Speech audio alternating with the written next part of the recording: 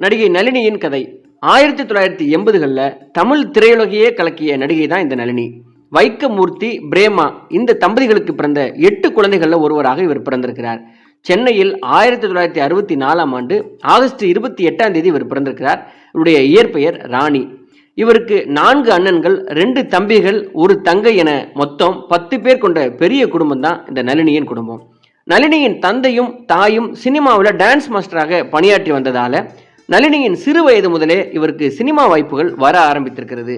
சென்னை நுங்கம்பாக்கத்தில் உள்ள அரசு பள்ளி ஒன்றில் படித்து வந்த இவருக்கு தாம் படித்து மிகப்பெரிய டீச்சர் ஆக வேணும் அப்படின்னு ஆசை இருந்திருக்கிறது. இருந்தபோதும் 8ஆம் வகுப்பு படித்து கொண்டிருக்கும் போதே இவருக்கு சினிமா வாய்ப்புகள் வர ஆரம்பித்ததால படிப்பை பாதியிலேயே நிறுத்த வேண்டிய நிலைக்கு இவர் தள்ளப்பட்டிருக்கிறார். சினிமாவில் நளினி நடிக்க போது அவரின் அப்பாவுக்கும் அண்ணனுக்கும் பிடிக்காததால நளினி சினிமாவில் நடித்தா நாங்கள் 2 பேரும் இந்த வீட்டை விட்டு வெளியேறி விடுவோம் அப்படின்னு பயங்கரமா